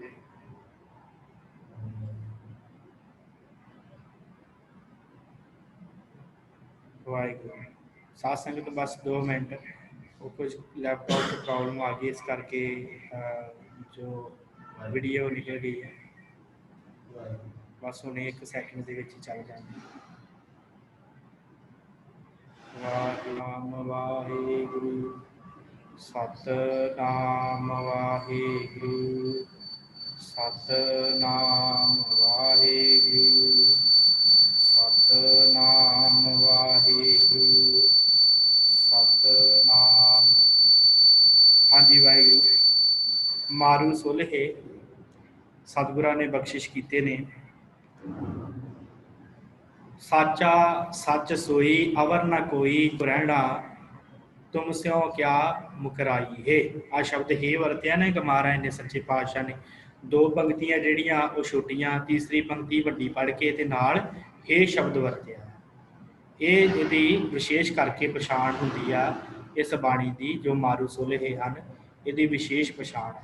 ਫਿਰ ਉਸ ਤੋਂ ਅੱਗੇ ਮਹਾਰਾਜ ਨੇ ਬਖਸ਼ਿਸ਼ ਕੀਤੀ ਆ। 1 ਮਿੰਟ ਸਾਥ ਸੰਗਤ, ਮੈਂ ਦੁਬਾਰਾ ਸਕਰੀਨ ਸ਼ੇਅਰ ਕਰ ਦੇਵਾਂ ਆਪ ਜੀ ਨਾਲ, ਕਿਉਂਕਿ ਪ੍ਰੋਬਲਮ ਜਿਹੜੀ ਸੀ ਸੋਲਵ ਹੋ ਗਈ ਹੈ। ਹਾਂਜੀ ਵਾਹਿਗੁਰੂ। ਆਪ ਉਪਾਏ ਆਪ ਖਪਾਏ ਆਪੇ ਸਿਰ ਸਿਰ ਧੰਦੇ ਲਾਏ। ਸਾਰਿਆਂ ਨੂੰ ਆਪ ਹੀ ਖਪਾਉਂਦਾ ਹੈ, ਆਪੇ ਕੰਮਾਂ ਧੰਦਿਆਂ ਚਲਾਉਂਦਾ ਹੈ, ਆਪੇ ਵਿਚਾਰੀ ਗੁਣਕਾਰੀ, ਆਪੇ ਮਾਰਗ ਲਾਈ ਹੈ। ਆਪੇ ਹੀ ਉਹ ਮਾਰਗ ਵਿੱਚ ਲਾਉਂਦਾ ਹੈ, ਪਰਮੇਸ਼ਰ ਦੇ ਗੁਣਾਂ ਨੂੰ ਹੀ ਵਿਚਾਰ ਕਰਨ ਦੇ ਵਿੱਚ ਲਾਉਂਦਾ ਹੈ। ਆਪੇ ਦਾਨਾ ਆਪੇ ਬੀਨਾ ਆਪੇ ਆਪ ਉਪਾਏ ਪਤੀਨਾ। ਆਪੇ ਪਾਉਣ ਪਾਣੀ ਪੈ ਸੰਤਰ ਆਪੇ ਮੇਲ ਮਿਲਾਈ ਹੈ। ਪਰਮੇਸ਼ਰ ਦੀ ਵਿਆਪਕਤਾ ਸਤਿਗੁਰਾਂ ਨੇ ਇਸ ਸੋਲ੍ਹੇ ਦੇ ਅੰਦਰ ਦੱਸੀ ਆ। ਸੋ ਇਸੇ ਤਰ੍ਹਾਂ ਮਹਾਰਾਜ ਸੱਚੇ ਪਾਤਸ਼ਾਹ ਜੀ ਨੇ, ਧੰਨ ਗੁਰੂ ਨਾਨਕ ਸਾਹਿਬ ਜੀ ਨੇ, ਗੁਰੂ ਅਮਰਦਾਸ ਜੀ ਨੇ, ਗੁਰੂ ਰਾਮਦਾਸ ਜੀ ਤੇ ਗੁਰੂ ਅਰਜਨ ਦੇਵ ਜੀ ਨੇ ਇਹ 16 ਬੰਦਾਂ ਦੇ ਜਿਹੜੇ ਸੋਲ੍ਹੇ ਉਚਾਰੇ ਆ। ਕੁਝ ਬੰਦ ਜਿਹੜੀਆਂ ਵਧੀਕ ਵੀ ਹਨ, 18 ਵੀ ਆ, ਕੁਝ ਦੇ ਸਾਧ ਸੰਗਤ 24 ਬੰਦ ਵੀ ਹਨ, ਪਰ ਨਾਮ ਜੋ ਸਿਰਲੇਖ ਮਹਾਰਾਜ ਨੇ ਉੱਪਰ ਸੋਲ੍ਹੇ ਦਿੱਤਾ ਗੁਰੂ ਅਰਜਨ ਦੇਵ ਜੀ ਨੇ, ਇਸ ਕਰਕੇ ਇਹਨਾਂ ਨੂੰ ਮਾਰੂ ਸੋਲ੍ਹੇ ਕਿਹਾ ਜਾਂਦਾ। ਜਦੋਂ ਵੀ ਆਪ ਜੀ ਪੜ੍ਹੋ ਤੇ ਇਹਨਾਂ ਦਾ ਬੜੇ ਪਿਆਰ ਦੇ ਨਾਲ ਆਪ ਜੀ ਨੇ ਪਾਠ ਕਰਨਾ ਤੇ ਅਰਥ ਪੜ੍ਹਨੇ। ਬੜੇ ਸੁੰਦਰ ਵਿਚਾਰ ਸਤਿਗੁਰਾਂ ਨੇ ਦਿੱਤੀ ਹੈ ਇਹਦੇ ਅੰਦਰ। ਸੋ ਸਾਧ ਸੰਗਤ ਇਹ ਸਨ ਮਾਰੂ ਸੋਲ੍ਹੇ। ਅੱਗੇ ਜਿਹੜੀ ਗੱਲ ਹੈ ਆਪਾਂ ਉਹ ਕਰਨੀ ਹੈ ਸਾਧ ਸੰਗਤ ਸਹਿਸਕ੍ਰਿਤੀ ਸਲੋਕਾਂ ਦੀ। ਸਹਿਸਕ੍ਰਿਤੀ ਜੋ ਬਹੁਤ ਗੁਰੂ ਗ੍ਰੰਥ ਸਾਹਿਬ ਦੇ ਅੰਦਰ ਮਹਿੰਗੀ ਬਾਣੀ ਕਹੀ ਜਾਂਦੀ ਹੈ, ਜੋ ਸਥਾਨ ਸ਼੍ਰੀ ਗੁਰੂ ਗ੍ਰੰਥ ਸਾਹਿਬ ਜੀ ਦੇ ਅੰਦਰ ਦਰਜ ਹੈ। ਇਹ ਜਿਹੜੇ ਸਲੋਕ ਸਹਿਸਕ੍ਰਿਤੀ ਹਨ, ਇਹ ਸਾਧ ਸੰਗਤ ਰਾਗ ਮੁਕਤ ਬਾਣੀਆਂ ਜਦੋਂ ਸ਼ੁਰੂ ਹੁੰਦੀਆਂ ਤੇ ਉਦੋਂ ਇਹ ਸਲੋਕ ਸਹਿਸਕ੍ਰਿਤੀ ਜਿਹੜੇ ਆ ਉਹ ਚੱਲਦੇ ਆ। ਇਹ ਸਲੋਕ ਸਹਿਸਕ੍ਰਿਤੀ ਜਿਹੜੇ ਉਹ ਚੱਲਦੇ ਆ ਸਾਧ ਸੰਗਤ। ਇਹਨਾਂ ਦੇ ਵਿੱਚ ਸਲੋਕ ਸਹਿਸਕ੍ਰਿਤੀ ਦੇ ਵਿੱਚ ਸਤਿਗੁਰਾਂ ਨੇ ਬਖਸ਼ਿਸ਼ ਕੀ ਕੀਤੀ ਆ ਕਿ ਮਹਾਰਾਜ ਸੱਚੇ ਪਾਤਸ਼ਾਹ ਨੇ ਧੰਨ ਗੁਰੂ ਨਾਨਕ ਦੇਵ ਮਹਾਰਾਜ ਜੀ ਨੇ ਤੇ ਗੁਰੂ ਅਰਜਨ ਦੇਵ ਜੀ ਦੇ ਇਸ ਜਿਹੜੇ ਹਨ ਸਲੋਕ ਸਹਿਸਕ੍ਰਿਤੀਆਂ। 4 ਸਲੋਕ ਸਹਿਸਕ੍ਰਿਤੀ ਗੁਰੂ ਨਾਨਕ ਦੇਵ ਜੀ ਦੇ ਆ ਤੇ 63 ਵਾਹਿਗੁਰੂ 67 ਜਿਹੜੇ ਸਲੋਕ ਸਹਿਸਕ੍ਰਿਤੀ ਉਹ ਗੁਰੂ ਅਰਜਨ ਦੇਵ ਜੀ ਦੇ ਹਨ। ਤੇ ਸਾਧ ਸੰਗਤ ਦੇ ਪੁਰਾਣੇ ਸਮਿਆਂ ਦੇ ਵਿੱਚ ਹੁੰਦਾ ਸੀ ਕਿ ਜਿਹੜੀ ਸੰਸਕ੍ਰਿਤ ਭਾਸ਼ਾ ਉਹ ਔਖੀ ਸੀ, ਉਹਨੂੰ ਹਰ ਕੋਈ ਪੜ੍ਹ ਨਹੀਂ ਸੀ ਸਕਦਾ। ਫਿਰ ਜਿਹੜੇ ਜੋਗੀ ਨਾਥ ਜਾਂ ਬੁੱਧ ਧਰਮ ਦੇ ਜਿਹੜੇ ਹੋਏ ਆ ਨਾ ਗਿਆਨਵਾਨ ਮਹਾਂਪੁਰਸ਼, ਉਹਨਾਂ ਨੇ ਫਿਰ ਕੀ ਕਰਨਾ ਕਿ ਥੋੜ੍ਹੀ ਜਿਹੀ ਭਾਸ਼ਾ ਸੰਸਕ੍ਰਿਤ ਲੈ ਲੈਣੀ ਤੇ ਥੋੜ੍ਹੀ ਜਿਹੀ ਸਾਧ ਭਾਸ਼ਾ ਲੈ ਲੈਣੀ। ਭਾਵ ਜਿਹੜੀ ਆਪਾਂ ਸਾਰੀ ਬਾਣੀ ਸਾਧ ਭਾਸ਼ਾ 'ਚ ਵਰਤਦੇ ਹਾਂ, ਹਿੰਦੀ ਦਾ ਕੁਝ ਮਿਕਸ ਕਰ ਦੇਣਾ ਤੇ ਕੁਝ ਸਹਿਸਕ੍ਰਿਤੀ ਸੰਸਕ੍ਰਿਤ ਨੂੰ ਲੈ ਕੇ ਤੇ ਉਹਨਾਂ ਨੂੰ ਰਲਾ ਕੇ ਤੇ ਉਹ ਆਪਣੀ ਗਾਥਾ ਜਿਹੜੀ ਸੀ ਲਿਖ ਦਿੰਦੇ ਸੀ। ਆਪਣੇ ਜੋ ਵੀ ਵਿਚਾਰ ਉਹ ਲਿਖ ਦਿੰਦੇ ਸੀ। ਇੱਕ ਵੱਖਰੀ ਭਾਸ਼ਾ ਦੇ ਵਜੋਂ ਹੋਂਦ ਦੇ ਵਿੱਚ ਆਈ ਹੈ, ਅਲੱਗ ਭਾਸ਼ਾ। ਇਹੀ ਭਾਸ਼ਾ ਧੰਨ ਸ਼੍ਰੀ ਗੁਰੂ ਨਾਨਕ ਦੇਵ ਜੀ ਨੇ ਤੇ ਗੁਰੂ ਅਰਜਨ ਦੇਵ ਜੀ ਨੇ ਵਰਤੀ ਹੈ। ਕੁਝ ਭੁੱਲੜ ਜਿਹੜੇ ਆ ਉਹ ਇਹ ਗੱਲ ਕਹਿ ਦਿੰਦੇ ਕਿ ਗੁਰੂ ਸਾਹਿਬਾਨਾਂ ਨੂੰ ਸੰਸਕ੍ਰਿਤ ਨਹੀਂ ਸੀ ਆਉਂਦੀ ਤੇ ਤਾਂ ਕਰਕੇ ਉਹਨਾਂ ਨੇ ਇਹ ਗਲਤੀਆਂ ਕੀਤੀਆਂ। ਪਰ ਅਸਲ 'ਚ ਉਹਨਾਂ ਨੂੰ ਇਹ ਨਹੀਂ ਪਤਾ ਕਿ ਇਹ ਸੰਸਕ੍ਰਿਤ ਭਾਸ਼ਾ ਨਹੀਂ ਹੈ, ਇਹ ਸਹਿਸਕ੍ਰਿਤੀ ਭਾਸ਼ਾ ਹੈ। ਇਹ ਸਤਿਗੁਰਾਂ ਨੇ ਉਹ ਭਾਸ਼ਾ ਨਹੀਂ ਵਰਤੀ ਜੋ ਵੇਦਾਂ ਦੇ ਵਿੱਚ ਕਿਤਾਬਾਂ ਦੇ ਵਿੱਚ ਲਿਖੀ ਸੀ। ਵੇਦਾਂ ਦੀ ਭਾਸ਼ਾ, ਉਹ ਵੇਦਾਂ ਦੀ ਭਾਸ਼ਾ ਨਹੀਂ ਮਹਾਰਾਜ ਨੇ ਲਈ, ਸਗੋਂ ਮਹਾਰਾਜ ਨੇ ਉਹ ਭਾਸ਼ਾ ਲਈ ਹੈ ਜਿਹੜੀ ਮਿਕਸ ਭਾਸ਼ਾ ਉਸ ਸਮੇਂ ਦੇ ਨਾਥ ਜੋਗੀ ਜਾਂ ਬੋਧੀ ਜੈਨੀ ਇਹ ਜਿਹੜੀ ਭਾਸ਼ਾ ਵਰਤਦੇ ਸਨ, ਉਹਨਾਂ ਭਾਸ਼ਾ ਨੂੰ ਲੈ ਕੇ ਮਹਾਰਾਜ ਨੇ ਇਹ ਉਪਦੇਸ਼ ਜਿਹੜਾ ਬਖਸ਼ਿਸ਼ ਕੀਤਾ। ਸੋ ਇਹ ਜਿਹੜੀ ਹੈ ਸਹਿਸਕ੍ਰਿਤੀ ਬਾਣੀ ਹੈ, ਇਹ ਧੰਨ ਸ਼੍ਰੀ ਗੁਰੂ ਗ੍ਰੰਥ ਸਾਹਿਬ ਜੀ ਦੇ ਵਿੱਚ ਦਰਜ ਹੈ, ਜਿਹਦੇ ਸਾਧ ਸੰਗਤ 1353 ਅੰਗ ਤੋਂ ਜੋ ਬਾਣੀ ਇਹ ਆਰੰਭ ਹੁੰਦੀ ਹੈ, ਜਿੱਥੋਂ ਰਾਗਾਂ ਦੀ ਰਾਗ ਖਤਮ ਹੁੰਦੇ ਆ ਤੇ ਇੱਥੋਂ ਇਹ ਸਹਿਸਕ੍ਰਿਤੀ ਬਾਣੀ ਆਰੰਭ ਹੁੰਦੀ ਹੈ। ਸੋ ਆਪ ਜੀ ਦੀ ਸਕਰੀਨ ਉੱਪਰ ਮੈਂ ਸ਼ੇਅਰ ਕੀਤਾ ਹੈ, ਇਹ ਇੱਕ ਧੰਨ ਸ਼੍ਰੀ ਗੁਰੂ ਨਾਨਕ ਦੇਵ ਜੀ ਸਹਿਸਕ੍ਰਿਤੀ ਬਾਣੀ ਦਾ ਪਹਿਲਾ ਬੰਦ ਹੈ, ਜਿਹਦੇ ਵਿੱਚ ਸਤਿਗੁਰਾਂ ਨੇ ਪਖੰਡਵਾਦ ਦਾ ਜ਼ਿਕਰ ਕੀਤਾ ਹੈ। ਪਖੰਡਵਾਦ ਨੂੰ ਖਤਮ ਕਰਨ ਬਾਰੇ ਮਹਾਰਾਜ ਨੇ ਕਿਹਾ ਹੈ। ਇਹ ਸਤਿਗੁਰੂ ਬਖਸ਼ਿਸ਼ ਕਰਦੇ ਆ ਤੇ ਆਪ ਜੀ ਨੇ ਵੇਖ ਲੈਣਾ ਭਾਸ਼ਾ ਕਿਵੇਂ ਦੀ ਹੈ, ਸਤਿਗੁਰਾਂ ਦੀ ਬੋਲੀ ਕਿਵੇਂ ਦੀ ਸੀ ਜੋ ਸਹਿਸਕ੍ਰਿਤੀ 'ਚ ਵਰਤੀ ਹੈ।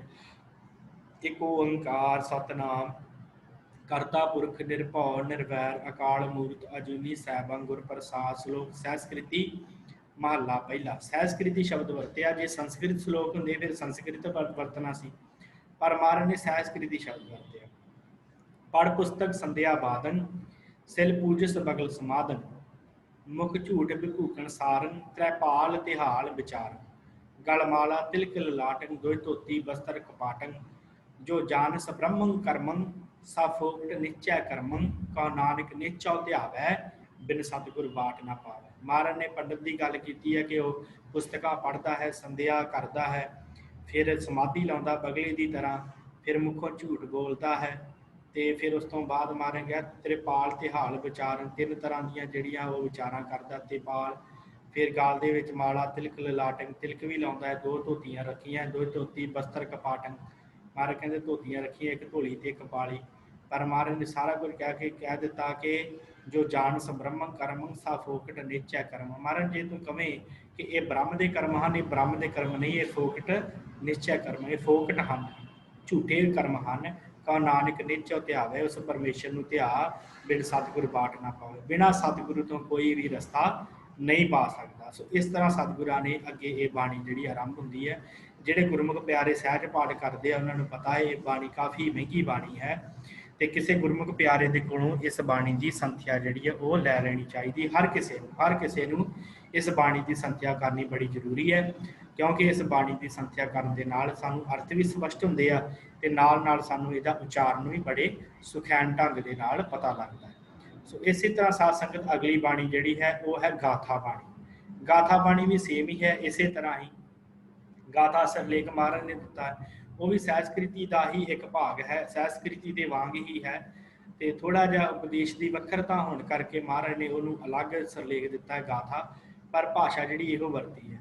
ਅਸਲ 'ਚ ਕੀ ਸੀ ਕਿ ਜਦੋਂ ਇਹ ਮਿਕਸ ਹੋ ਗਈ ਭਾਸ਼ਾ, ਸੰਸਕ੍ਰਿਤ ਤੇ ਸਾਧ ਭਾਸ਼ਾ ਜਿਹੜੀ ਮਿਕਸ ਹੋ ਗਈ ਤੇ ਫਿਰ ਕੀ ਸੀ, ਜੋਗੀ ਲੋਕ ਜਿਹੜੇ ਸਨ, ਬੋਧੀ ਸਨ, ਉਹ ਫਿਰ ਇਹ ਭਾਸ਼ਾ ਨੂੰ ਜਦੋਂ ਵਰਤਣਾ ਸ਼ੁਰੂ ਕਰਤਾ ਉਹਨਾਂ ਨੇ, ਫਿਰ ਉਸ ਤੋਂ ਬਾਅਦ ਕੀ ਹੋਇਆ, ਇਸ ਭਾਸ਼ਾ ਦਾ ਨਾਂ ਹੌਲੀ ਹੌਲੀ ਗਾਥਾ ਪੈ ਗਿਆ। ਗਾਥਾ ਤੋਂ ਅਰਥ ਇਹ ਨਹੀਂ ਲੈਣਾ ਕਿ ਕਹਾਣੀ, ਗਾਥਾ ਦਾ ਅਰਥ ਇਹ ਸੀ ਕਿ ਉਹ ਫਿਰ ਜੋ ਵੀ ਲਿਖਦੇ ਸਨ ਆਪਣੀ ਭਾਸ਼ਾ ਇਹ ਵਰਤ ਕੇ ਲਿਖਦੇ ਸਨ। ਫਿਰ ਹੌਲੀ ਹੌਲੀ ਲੋਕਾਂ ਕਹਿਣਾ ਸ਼ੁਰੂ ਕਰਦਾ ਤੇ ਕਿ ਜਿਹੜੀ ਫਲਾਣੇ ਨੇ ਗਾਥਾ ਲਿਖੀ ਆ, ਫਿਰ ਹੌਲੀ ਹੌਲੀ ਇਸ ਭਾਸ਼ਾ ਨੂੰ ਗਾਥਾ ਦਾ ਨਾਮ ਦਿੱਤਾ ਗਿਆ। ਫਿਰ ਮਹਾਰਾਜ ਨੇ ਉਸ ਗਾਥਾ ਨੂੰ ਵੀ ਜੀਵਤ ਰੱਖਣ ਵਾਸਤੇ, ਉਸ ਭਾਸ਼ਾ ਨੂੰ ਵੀ ਜੀਵਤ ਰੱਖਣ ਵਾਸਤੇ ਮਹਾਰਾਜ ਨੇ ਫਿਰ ਇਹ ਗਾਥਾ ਸਲੋਕ ਜਿਹੜਾ ਹੈ, ਗਾਥਾ ਬਾਣੀ ਜਿਹੜੀ ਹੈ ਮਹਾਰਾਜ ਨੇ ਉਚਾਰਨ ਕੀਤੀ ਹੈ, ਜੋ ਮੈਂ ਆਪ ਜੀ ਦੀ ਸਕਰੀਨ ਤੇ ਸ਼ੇਅਰ ਕਰ ਦਿੱਤੀ ਹੈ। 24 ਬੰਦ ਹਨ ਕੁੱਲ ਇਸ ਬਾਣੀ ਦੇ। ਸਾਧ ਸੰਗਤ ਧੰਨ ਸ਼੍ਰੀ ਗੁਰੂ ਗ੍ਰੰਥ ਸਾਹਿਬ ਜੀ ਦੇ 1360 ਅੰਗ ਉੱਪਰ ਸੁਭਾਈਮਾਨ ਹੈ ਬਾਣੀ। ਮਹਾਰਾਜ ਨੇ ਇਹਦੇ ਵਿੱਚ ਮਨੁੱਖ ਦੇਹ ਦੇ ਬਾਰੇ ਗੱਲ ਕੀਤੀ ਹੈ ਕਿ ਭਾਈ ਇਹਦਾ ਕੋਈ ਫਾਇਦਾ ਨਹੀਂ ਹੈ ਮਨੁੱਖ ਦੇਹ ਦਾ ਜੇ ਇਹਨੂੰ ਸਵਾਰਿਆ ਨਾ।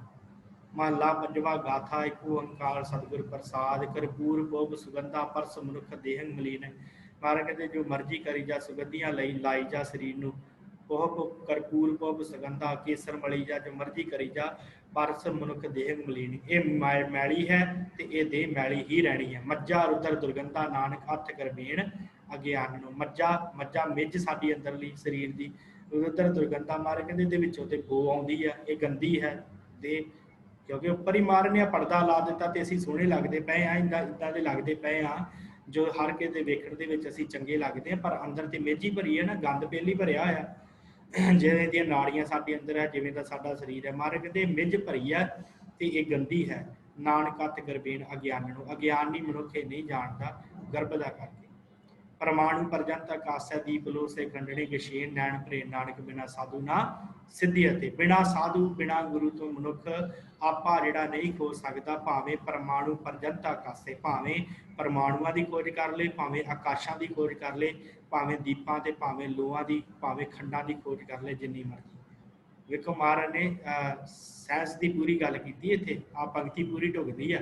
परमाणु की खोज भी हुण लोग करते पे आ, पर गुरु साहब ने पहलों ही दसता परमाणु पर्यंत आकाश है, आकाशा की खोज भी हुण हो रही है, दीपां की ते लोहां की ते खंडां की खोज भी हुण हो रही है। पर महाराज कहते कि शैन नैन प्रेम नानक बिना साधु ना सिद्धि अते। जी अपने अंदर की खोज करनी है, वो बिना साधु तो बिना गुरु तो नहीं हो सकती। जानो सत हवंतो मरनो दृष्टिन मिथ्या। महाराज कहते ये जान कि मरना सत है, होवंतो मरनो दृष्टिन मिथ्या, जो देख रहे हैं वो मिथ्या है, झूठ है। कीरत साथ चलंतो पंत नानक साध संगीत। महाराज कीर्ति परमेश्वर की नाल जानी है, पंत नानक साध संगीत, जिहड़ी साध संगत दे साध संगत विच बैठ के जिहड़ी कीर्ति कर ली गई। माया चित्त परमेण इष्ट मिथरे एक बंध है। महाराज कहते पर माया ने चित्त तेरा मोया होया है ते तू इहदे विच ही बन्निया पिया है। लभदे साध संगीत नानक सुख स्थान गोपाल भजन।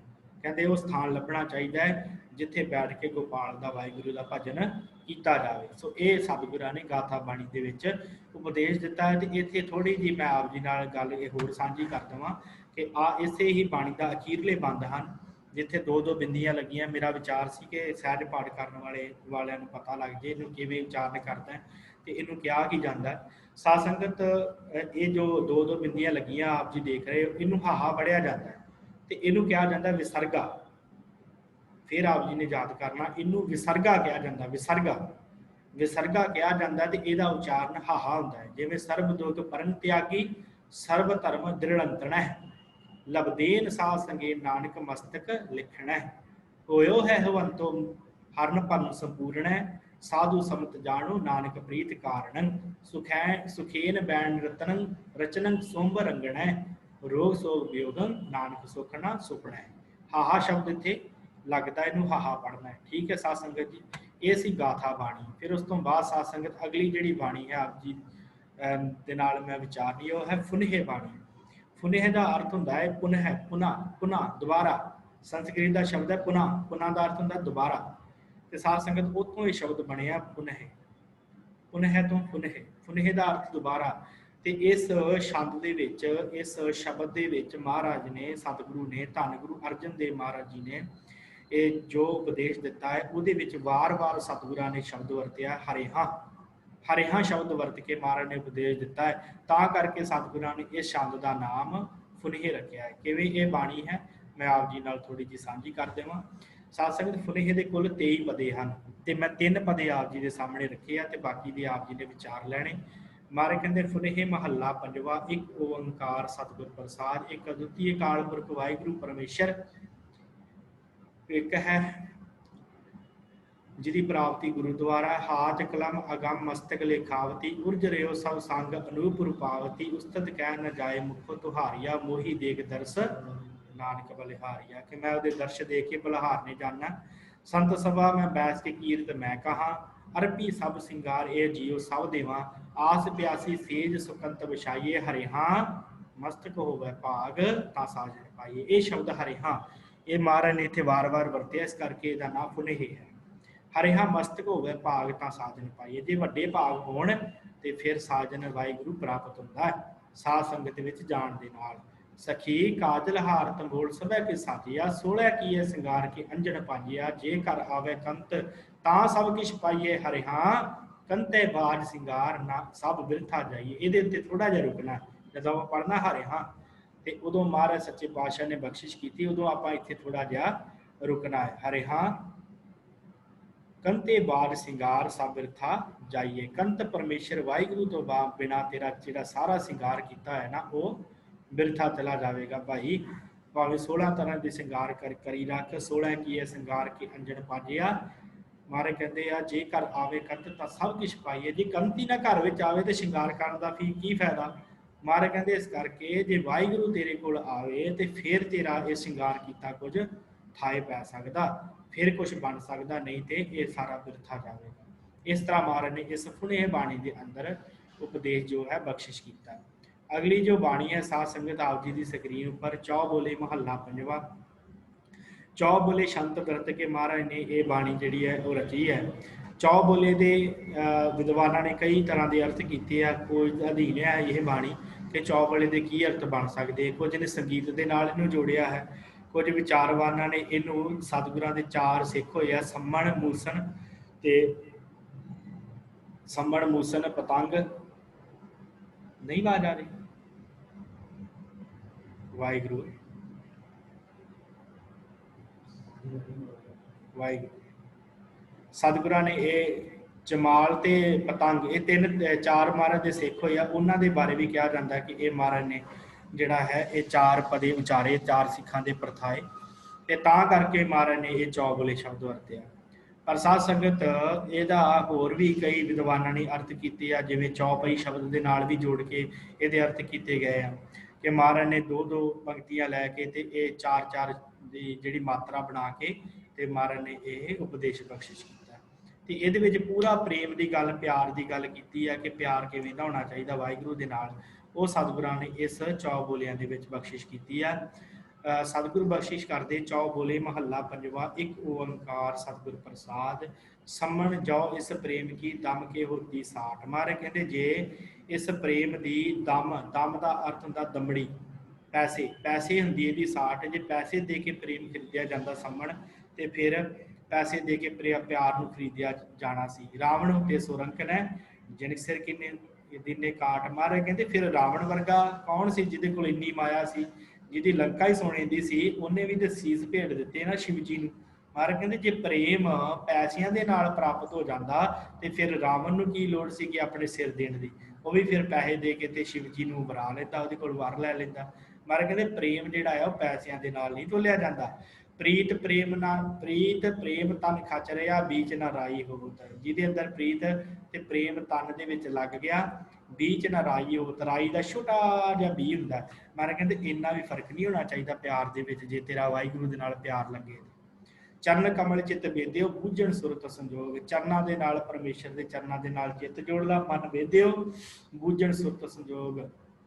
सुरत के नाल उस वाहिगुरू नूं खोज, संजोगां दे नाल सुरत की उडारी जिहड़ी प्राप्त होती है। सागर मेर उद्यान बन नवखंड बसदा भरम, मूसन प्रेम परम कै गणो एक कर कर्म। महाराज कहते जिहड़ा प्रेम आ ना, प्रेम प्रेम का वाहिगुरू का परमेश्वर का गणो एक कर कर्म। एक कर्म जिहड़ा आया ना उहदे नाल ये परमेश्वर का प्रेम मिलता है, कर्म करके चंगिया भागां दे नाल। सागर मेर उद्यान बन नवखंड बसदा भरम। कहते ये सारा कुछ भरम है, तो जे परमेश्वर का प्रेम है वो एक शब्द के नाल प्राप्त होना। मूसर मस्कर प्रेम की रही जो अंबर साए, बीते बादे कमल में भवर रहे लवटाए। मारे हम प्रेम के बारे दसते हैं कि जिमें कमल के फुल के विच भवरे उड़ के आ जाते प्रेम के बदे, वो ही आके लिपट के मर जाते हैं। तो इस तरह महाराज कहते एक सिख का प्रेम गुरु के नाल ते परमेश्वर नाल होना चाहिए। ये कुल साध संगत 11 शब्द हैं, 11 पदे हैं, आप जी ने सारे विचार लैने। सो साध संगत ये जिहड़े चौ बोले हैं इत्थों तक आपां अज विचार की समाप्ति करते हैं। सो सतगुरां ने बड़ी रहमत की है, जो सतगुरां ने वख-वख तरीकों के नाल सानूं इस बाणी के अंदर सारियां बाणियां के अंदर सरलेख दे के समझाउणा कीता कि भाई तेरी जिंदगी का मनोरथ की है, तो तू किहड़े पासे भज्जा फिरदा, ते उस वाहिगुरू नूं परमेश्वर नूं याद कर ताकि तेरा भी भला होवे ते तेरे परिवार का भी भला होवे। इस तरह महाराज ने वख-वख उपदेश दिते आ। ਜਿਹੜੇ गुरमुख प्यारे सहज पाठ करते, हालांकि हर सिख को सहज पाठ करना चाहिए, गुरु साहब का उपदेश है। ਜਿਹੜੇ करते हैं तो भला है, उन्होंने वास्ते बड़ी चंगी गल है। ਜਿਹੜੇ नहीं करते वो भी जरूर सहज पाठ करन। जो ये बाणियां आउणगियां तो फिर अपने आप ही क्लास लाई होएगी तो याद आएगा कि हाँ इस बाणी के अर्थ असी सुने सी, इस बाणी बारे असी जानिया सी, ये बाणी इस जगह के उत्ते सुभाईमान है, तो की उपदेश है वो अपने आप ही फिर दृढ़ होने लग जाएगा। इस करके आप सारे इन्हां बाणियां नूं पढ़िया भी करो, खोजिया भी करो कुछ ना कुछ, क्योंकि धन श्री गुरु ग्रंथ साहिब जी के दर्शन जे आप रोज़ करिए तो ये नहीं मत्था ही टेकना सारा कुछ होंदा है। बाणी पढ़नी, बाणी विचारनी बड़ा वड्डा फल है। इस करके हर सिख नूं बाणी पढ़नी ते विचारनी चाहिए है। सो इन्नियां कि साध संगत आप जी ने बेनतियां प्रवान करनियां, इत्थे आपां समाप्ति करते हैं। जे आप जी ने कुछ पुछना है ਤੇ ਆਪ ਜੀ ਮਾਈਕ ਔਨ ਕਰਕੇ ਪੁੱਛ ਲਓ।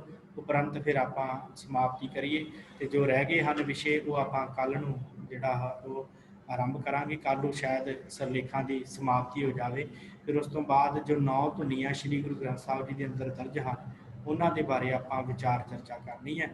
ਸੋ ਆਪ ਜੀ ਨੇ ਜੇ ਕੁਝ ਪੁੱਛਣਾ ਹੈ ਤੇ ਮਾਈਕ ਔਨ ਕਰਕੇ ਪੁੱਛ ਲਓ, ਉਪਰੰਤ ਆਪਾਂ ਸਮਾਪਤੀ ਕਰੀਏ। ਹਾਂਜੀ ਵਾਹਿਗੁਰੂ ਵਾਹਿਗੁਰੂ। ਠੀਕ ਹੈ ਸਾਧ ਸੰਗਤ, ਆਪ ਸਭ ਸੰਗਤ ਦਾ ਬਹੁਤ ਬਹੁਤ ਧੰਨਵਾਦ। ਇਸੇ ਤਰ੍ਹਾਂ ਸ਼ਾਮ ਦੀ ਕਲਾਸ ਵੀ ਜੁੜੋ, ਜਿਸ ਤਰ੍ਹਾਂ ਆਪ ਜੀ ਇਸ ਵੇਲੇ ਵੀ ਜੁੜਦੇ ਹੋ, ਸ਼ਾਮ ਨੂੰ ਵੀ ਜੁੜੋ, ਹੋਰਾਂ ਨੂੰ ਪ੍ਰੇਰਿਤ ਕਰੋ। ਇੰਨੀਆਂ ਕਿ ਬੇਨਤੀਆਂ ਪ੍ਰਵਾਨ ਕਰੋ। ਬੁਲਾਓ ਫਤਿਹ ਜੀ। ਵਾਹਿਗੁਰੂ ਜੀ ਕਾ ਖਾਲਸਾ, ਵਾਹਿਗੁਰੂ ਜੀ ਵਾਹਿਗੁਰੂ ਜੀ ਕੀ ਫਤਿਹ।